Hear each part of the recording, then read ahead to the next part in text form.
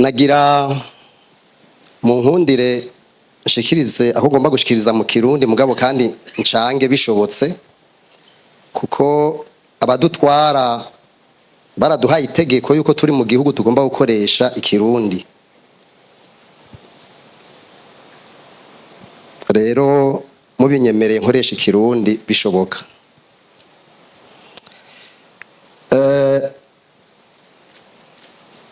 Simpava ndonkaho mpera mugabo nagira mvuge yuko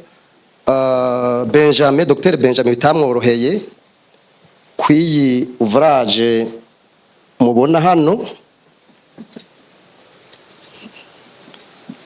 Twaramaze igihe tugira débat nawe tugira ibiganiro ntazi son objectif mugabo au final dusanga haraho duhuriza naho dahuriza. Ariko rero nkuko yabivuze nagira mpere ku ducitation tubiri.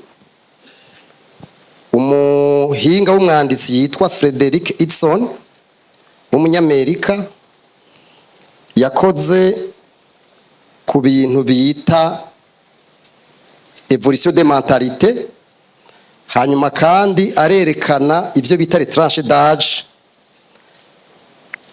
Hariho rero icyo yavuze l'âge de maturité, aho umuntu ameze kwiyumvira 60 nagenda yigaruke ko nanje. Frederick Ibsen ageze kuri 60 avuga ati umuntu abageze gutransmettre la sagesse. Mais malheureusement au Burundi twebwe turacari mu ma excuse. None iyo umuntu ari muri excuse umva cha transmetique des excuses. Rero yababwiye ibintu bijanye n'amapiège.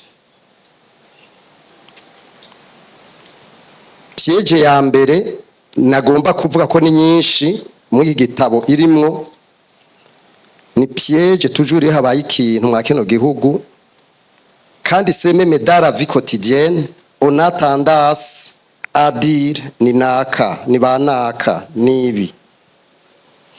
Le mot coro vient souvent. Ijambo abakoroni riraza cyane mugabo aussi longtemps tutazoba turava kwiyo terrain il sera très difficile d'avancer. Muri gitabo turatanga uburorero butatu: le Singapour, l'île Maurice, Botswana. Ils ont traversé, on a fait le même trajectoire. Mugabo on doit se poser une vraie question: pourquoi ils ont réussi? Pourquoi? Rero nivyo hariho umuco hariho kirite hariho nibindi, ariko rero nibaza yuko on doit prendre notre responsabilité. Ce livre c'est une invitation, ni umutumiro kugira ngo habe un débat d'idées, un débat contradictoire, un débat où chacun doit donner sa contribution d'une manière lucide.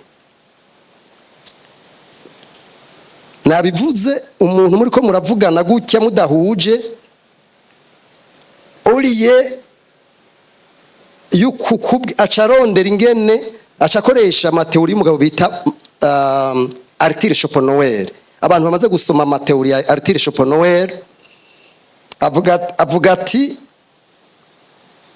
kugira ngo umuntu mubuze ko mubaza ikibazo aca kujana kuri tere gusengirariza kuglobaliza donc ntiyemera kwa borda la question. Rero twebwe iki gitabo nkuko babivuze c'est une invitation. Mu guheraheza nshaka gufata umwanya munini.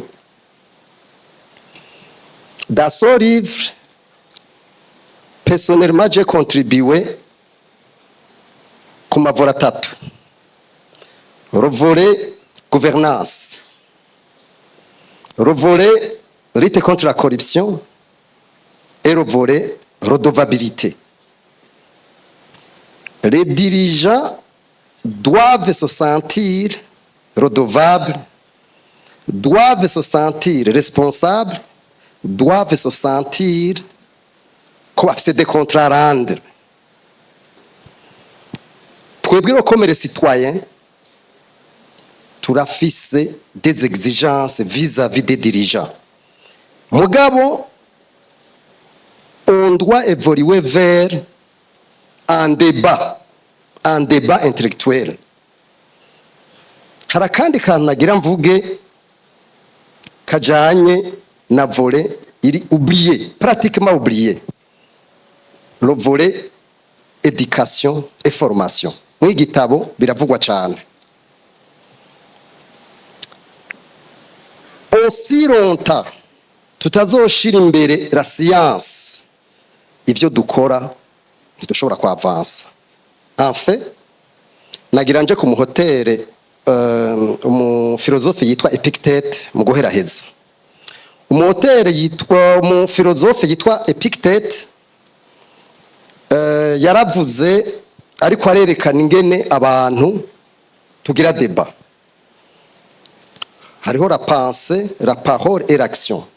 Acha aravuga ati le premier domaine de la philosophie c'est la mise en pratique.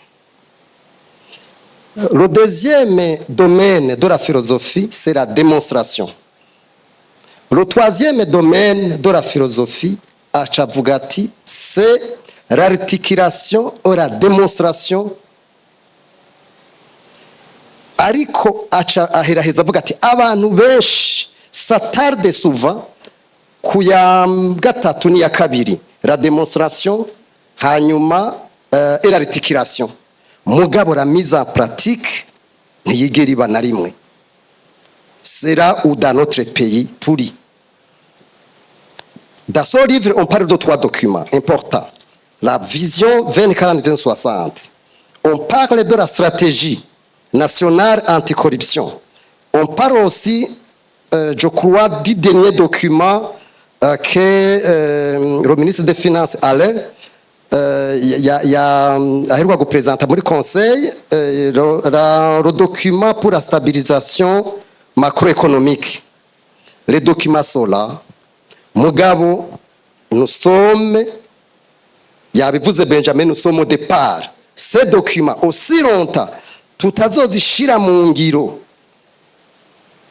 hanyuma ngo habe évaluation, on va rester juste au niveau des discours. Je vous remercie.